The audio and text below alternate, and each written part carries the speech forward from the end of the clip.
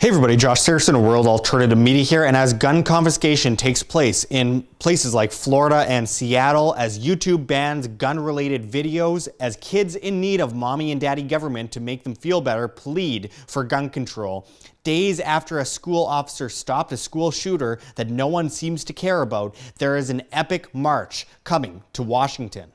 The March for Our Lives, as it's called, is a massive leftist gun control march to take on Washington, expecting an attendance of as many as 500,000 people. People who worship the same state that killed 600,000 children in Iraq alone. People who regurgitate mainstream media. People who hear loud noises, get scared, and ask the government to ban it to make them feel safer. The government, you know, that organized crime racket that has killed more people than anything else in the history of the world. Those are the people that they want to take away the guns from innocent people in order to stop violence, which is overwhelmingly low in areas with concealed and open carry. In fact, I doubt that anyone who pretends to care about children and demands gun control will watch this video any further. Even though I'm about to provide countless stats that contradict everything the mainstream media is telling you. If you continue watching, you get an A for at least having some form of resistance against confirmation bias. It's not easy. I used to support gun control when I was a kid. Then I realized that criminals don't follow laws, and the other criminals we call government, like I mentioned, the entity with the greatest head count ever, should not be trusted as the only entity with guns after they use violence and guns to take away other people's guns and push people further into dependence and servitude. Here are the stats the mainstream media isn't telling you. They're both government stats and independent studies. And I quote, "Between 2008 and 2009, the FBI's preliminary numbers indicate that murders fell nationally by 10% and by about 8% in cities that have between 500,000 and 999,999 people. Washington's population is about 590,000. During the same period of time, murders in the district fell by an astounding 25%, dropping from 186 to 140. The city only started allowing its citizens to own handguns for defense, again, in late 2008. Examining all the multiple victim public shootings in the United States from 1977 to 1999 shows that on average, states that adopt right-to-carry laws experience a 60% drop in the rates at which the attacks occur, and a 78% drop in the rates at which people are killed or injured from such attacks. The NSC estimates that in 1995, firearm accidents accounted for 1.5% of fatal accidents. Larger percentages of fatal accidents were accounted for by motor vehicle accidents, 47%, falls, 13.5%, poisonings, 11.4%, drowning, 4.8%, fires, 4.4%, and choking on an ingested object, which was about 3%. Violent crime rates are highest overall in states with laws severely limiting or prohibiting the carry of concealed firearms for self-defense. FBI Uniform Crime Units, 1992. The total violent crime rate is 26% higher in the restrictive states, 798.3 per 100,000 population, than in the less restrictive states, 631.6 per 100,000 people. The homicide rate is 49% higher in the restrictive states, 10.1 per 100,000, than in the states with less restrictive CCW laws, 6.8 per 100,000. The robbery rate is 58% higher in the restrictive states, 289.7 per 100,000, than in the less restrictive states, 183.1 per 100,000. The aggravated assault rate is 15% higher in the restrictive states, 455.9 per 100,000, than in the less restrictive states, 398.3 per 100,000. Using FBI data from 1992, homicide trends in the 17 states with less restrictive CCW laws compare favorably against national trends, and almost all CCW permittees are law-abiding. Since adopting CCW in 1987, Florida's homicide rate has fallen 21%, while the US rate has risen 12%. From startup 10/1/87 to 2/28/94 over 6 years, Florida issued 204,108 permits. Only 17, 0.008%, were revoked because permittees later committed crimes, not necessarily violent, in which guns were present, not necessarily used. Of 14,000 CCW licensees in Oregon, only 4, 0.03%, were convicted of the criminal, not necessarily violent, use or possession of a firearm. Americans use firearms for self-defense more than 2.1 million times annually.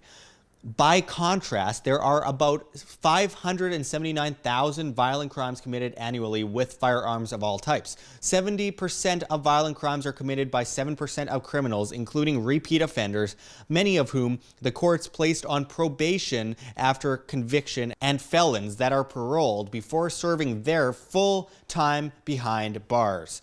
2/3 of self-protective firearms uses are with handguns.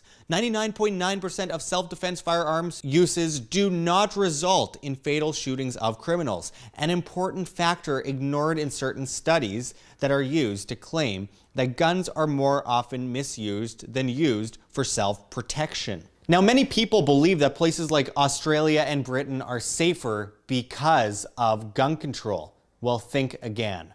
As this Wall Street Journal study concluded, within a decade of the handgun ban and confiscation of handguns from registered owners in Britain, crime with handguns had doubled, according to British government crime reports. Gun crime, not a serious problem in the past, now is. Armed street gangs have some British police carrying guns for the first time. As for Australia, while there has been much controversy over the result of the law and buyback, Peter Rauter and Jenny Muzos, in a 2003 study published by the Brookings Institute, found homicides continued a modest decline since 1997. They concluded that the impact of the National Firearms Agreement was relatively small, with the daily rate of firearm homicides declining 3.2%. In 2008, the Australian Institute of Criminology reported a decrease of 9% in homicides and a 1/3 decrease in armed robbery since the 90s. But an increase of over 40% in assaults and 20% in sexual assaults. Take Melbourne, Australia's second most populous city. Between January 16, 1998 and April 19, 2010, 36 criminal figures or partners were murdered during the Melbourne gangland killings. Alas, family environments from businesses to parks were drawn into the mess. The passage of gun control laws fueled our illegal arms market, and gun-hungry gangs multiplied. The significance, many gangland deaths, wars, involved bullets. The tribal fights exploded after the Port Arthur massacre inspired gun laws against mainstream media predictions. If these virtue-signaling gun control advocates cared about children and ending violence, they would not support gun control. In fact, they'd want more guns. Though perhaps they'd want to ban cars and water. Here are some stats regarding the tragic death of children. Cars, pools, bicycles, and other unintentional injuries are the top killers of children. The leading cause of injury-related death among children ages 14 and under are motor vehicle crashes, suffocation, drowning, and fires and/or burns. Over 1,400 children were killed by cars. Almost 260 of those deaths were young pedestrians. Bicycle and space heater accidents take many times more children's lives than guns. Over 90 drowned in bathtubs. The most recent yearly data available indicates that over 30 children under age 5 drowned in 5-gallon plastic water buckets. These are hard stats to read because, of course, it includes so many tragic stories that pain our hearts. But these stats are legitimate. They aren't feelings. They aren't fear. They are simply facts. Whether you want them to be true or not is irrelevant. When we have public indoctrination camps we call public schools, forcing kids with threat of punishment to take part in these protests regarding things they know nothing about, including kindergarten children, when we dismiss anyone who doesn't want gun control as someone who wants children dead and is some kind of bigot or Nazi, when we disregard historical facts in order to better suit our views so that we can carry on taking the easy route and pushing popular beliefs with the pack, then we know that we have truly become an apathetic populace of sheep on the farm eating the grass, believing everything was good because you got grass to eat, when in reality you are being led off to the slaughter with a smile on your face. Independent, responsible individuals who are able to take care of themselves and defend themselves do not benefit the government. The government depends on a subservient populace willing to give up its rights and lay down as it gets extorted and divided. Do not be part of that Jonestown crowd. If a hashtag pops up about bump stocks, which you likely know nothing about, and you're sharing the hashtag to make you look like you know things to your Facebook friends, you are part of the problem. I will leave you off with a quote for those who still believe in gun control. And I quote, "The most foolish mistake we could possibly make would be to allow the subject races to possess arms. History shows that all conquerors who have allowed their subject races to carry arms have prepared their own downfall by so doing. Indeed, I would go so far as to say that the supply of arms to the underdogs is a sine qua non for the overthrow of any sovereignty. So let's not have any native militia or native police. German troops alone will bear the sole responsibility for the maintenance of law and order throughout the occupied Russian territories, and a system of military strongpoints must be evolved to cover the entire occupied country." That's a quote by Adolf Hitler. You're welcome. Stay tuned for more from Wham, and for the love of God, share this video and the stats included to as many people as you possibly can. Let's end this madness. Gun control is violence. Thanks for watching, everyone. Until next time, this is Josh Seartson signing out from World Alternative Media. Find the truth, be the change. Like what you see here at Wham, don't forget